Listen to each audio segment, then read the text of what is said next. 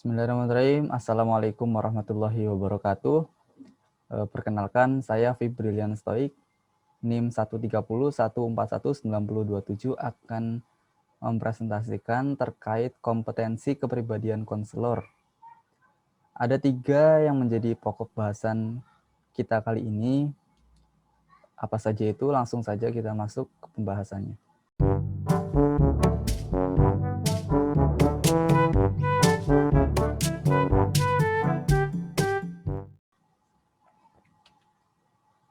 Kompetensi pribadi positif konselor. Yang pertama kita membahas mengenai konsep dan urgensi berpikir positif. Berpikir positif adalah berpikir terhadap sesuatu yang mengandung makna. Berpikir positif adalah berpikir terhadap sesuatu tanpa melihat sisi negatifnya. Berpikir positif adalah cara menghadapi suatu masalah dengan mengambil hikmah di balik masalah yang dihadapi. Jadi, dengan begitu sehingga tidak menimbulkan konflik atau pertentangan seperti itu. Dan masih banyak lagi definisi atau pengertian tentang berpikir positif lainnya. Jika dicermati semuanya mengarah kepada suatu keadaan atau kesediaan untuk menerima masalah yang dihadapi agar tidak terjadi perselisihan yang lebih mendalam. Individu yang bersikap positif bukan berarti telah menjamin tercapainya suatu keberhasilan. Sikap individu yang positif setidaknya sudah berada di jalan menuju keberhasilan. Berhasil atau tidaknya tentu ditentukan oleh apa yang kita lakukan di sepanjang jalan yang kita lalui seperti itu. Yang selanjutnya manfaat berpikir positifnya. Ada 3. Yang pertama mengatasi stres, di mana berpikir positif membantu seseorang mengatasi situasi stres, mengabaikan pikiran negatif, mengganti pikiran pesimis menjadi optimis gitu ya. Mengurangi kecemasan dan mengurangi stres. Ketika seseorang mengembangkan sikap positif, maka kita bisa mengontrol hidupnya lebih baik. Yang selanjutnya menjadi lebih sehat gitu. Pikiran seseorang secara langsung mempengaruhi tubuh dan bagaimana cara bekerjanya, tentunya ya. Ketika seseorang mengganti pikiran negatif dengan ketenangan, kepercayaan, kedamaian, bukan dengan kebencian, kecemasan, dan kekhawatiran, maka akan merasakan kesejahteraan.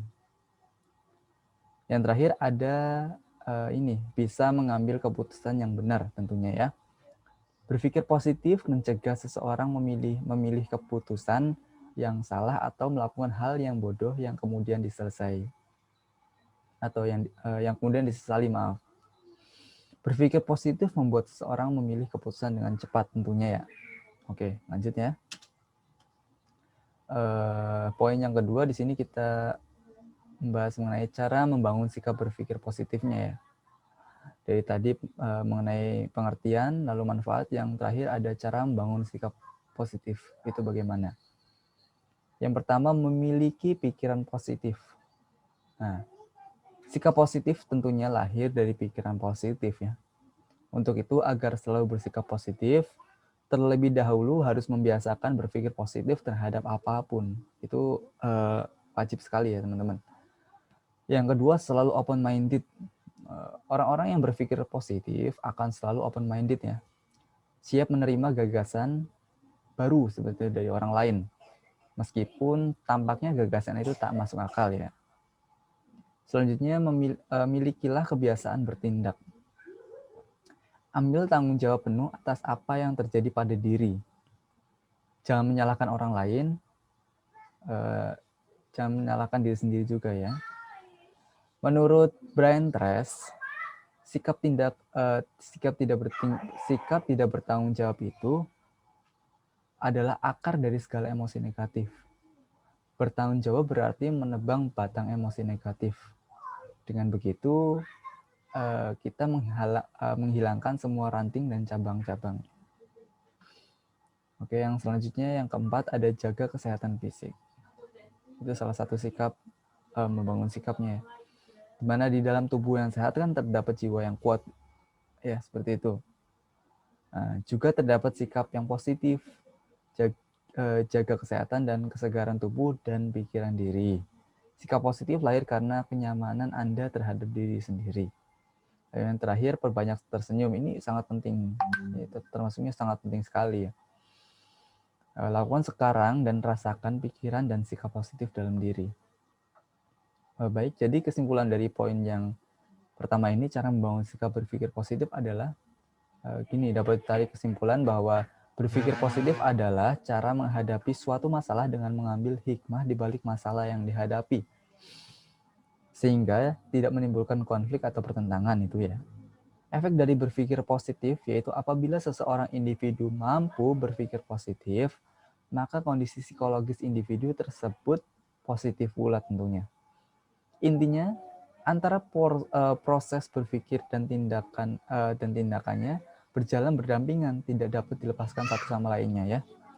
Manfaat berpikir positif yaitu agar kita tidak terjebak dalam situasi yang serba buruk yang akan membuat kita terperosok pada situasi yang penuh dengan intrik tentunya ya. Lanjut aja ke poin yang kedua. Di sini kita membahas mengenai pribadi atau kompetensi pribadi konselor yang stabil dalam emosinya. Yang pertama, kita bahas mengenai konsep dan esensinya terlebih dahulu. Di sini stabilitas adalah kemantapan atau kestabilan atau keseimbangan. Untuk apa? Untuk menciptakan suatu yang dinamis. Stabilitas kepribadian adalah kemantapan atau kekokohan pribadi yang positif, di mana pribadi tersebut dapat mengendalikan emosi, percaya pada kemampuan diri, mampu bersosialisasi dan beradaptasi dengan baik, serta mampu memecahkan konflik dengan bijak dan bersikap fleksibel itu ya. Jadi karakteristik kepribadian yang stabil itu konselor yang mampu mengendalikan emosi, terutama emosi negatif, mampu memupuk kepercayaan diri, mampu bersosialisasi dan beradaptasi, mampu mengatasi masalah atau konflik, mampu bersifat fleksibel itu ya. Konselor yang berkepribadian stabil maka perlu memiliki sifat flexibility dan tidak boleh memiliki sifat kaku tentunya ya. Konselor yang fleksibel bermanfaat bagi konseli. Nih, mampu membuat dan merencanakan sesuatu secara tepat dan bijak, mengukur sesuatu keberhasilan secara nyata, berinteraksi dalam segala kondisi dan dengan segala jenis kepribadian manusia, mengubah segala sesuatu menjadi lebih positif, menghadapi goncangan dan persoalan yang datang secara tiba-tiba, mempunyai strategi dan dan manajemen yang rapi dalam bekerja, menguasai beragam model, metode, dan gaya dalam berinteraksi.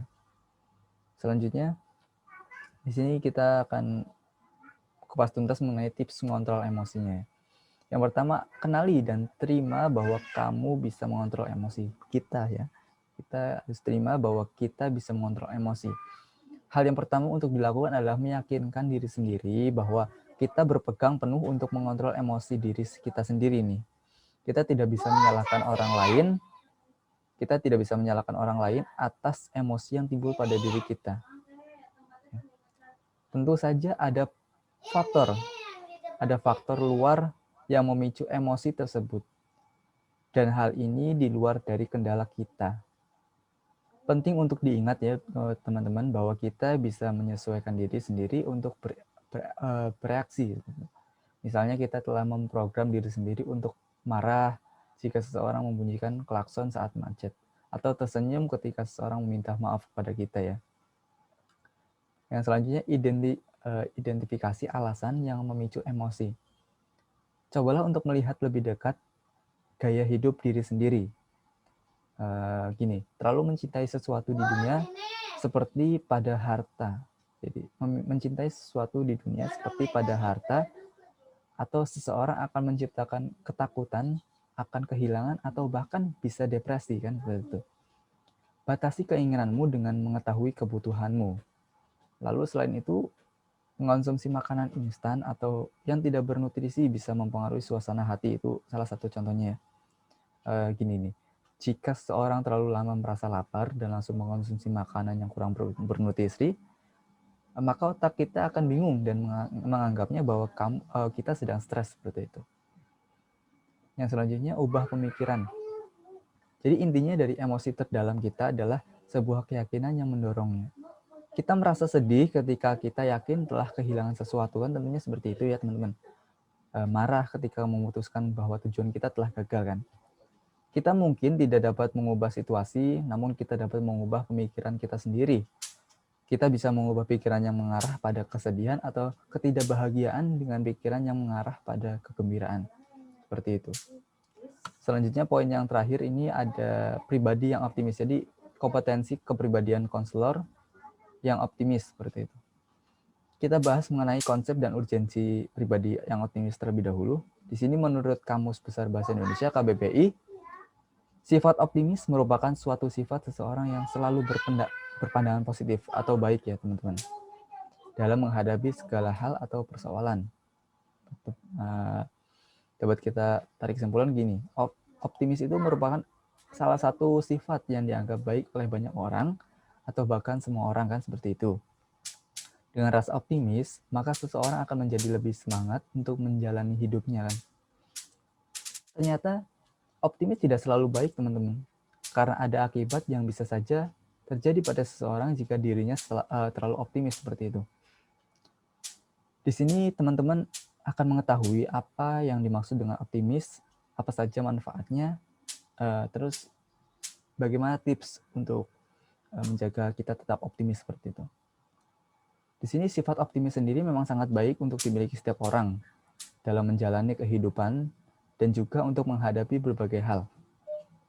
Optimis merupakan sifat yang memiliki banyak dampak positif dan kebalikan dari optimis adalah pesimis kan seperti itu ya teman-teman.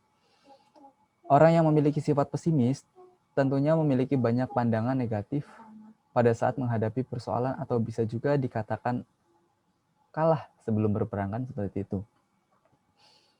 Baik, untuk konsep dan urgensi kita sudah membahasnya. Selanjutnya kita lari ke cara menjadi pribadi yang optimis itu seperti apa itu. Tentunya sifat optimis kan itu timbul dengan sendirinya ya. Banyak orang yang ingin menjadi optimis tetapi tidak mengetahui bagaimana caranya. Nah, untuk Anda yang ingin untuk teman-teman yang ingin menjadi pribadi yang optimis, yuk ikut beberapa cara berikut ini. Yang pertama, lihat poin yang pertama, ubahlah sudut pandang kan seperti itu. Hal pertama yang harus dilakukan adalah merubah sudut pandang.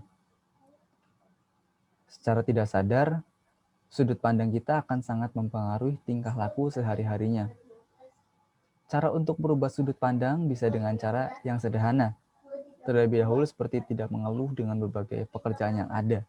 Karena memang seharusnya kita itu merasa bersyukur karena masih memiliki pekerjaan kan seperti itu ya. Untuk selanjutnya yang kedua, selalu merasa bersyukur. Cara yang kedua ini memang sangat penting untuk dilakukan. Kita harus senantiasa bersyukur dengan nikmat yang telah diberikan Allah Subhanahu wa taala. Yang ketiga, jangan takut bermimpi. Orang sukses adalah orang yang optimis waktu itu kan, dengan impian-impiannya di dalam hidupnya tentunya. Mereka akan fokus untuk mendapatkan impian tersebut tanpa takut untuk gagal kan seperti itu. Yang terakhir, lakukan aktivitas yang menyenangkan dan sehat. Jadi lakukanlah aktivitas yang menyenangkan dan juga sehat untuk mental dan juga tubuh kita. Ini dilakukan agar pikiran bisa berpikir dengan jernih dan fisik dapat melakukan berbagai kegiatan yang positif. Jadi itu aja teman-teman. Ada 3 pembahasan kita, ada 3 pembahasan penting yang kita jelaskan barusan. Ada 3, yaitu yang pertama tadi mengenai pribadi yang berpikir positif. Yang kedua ada kepribadian yang stabil atau emosinya itu berlebih, itu gimana caranya mengatasinya. Yang ketiga, ini yang terakhir, cara menjadi pribadi yang optimis kan seperti itu. Jadi cukup sekian penjabaran dari saya mengenai 3 hal tadi. Mungkin cukup, terima kasih ya. Assalamualaikum warahmatullahi wabarakatuh.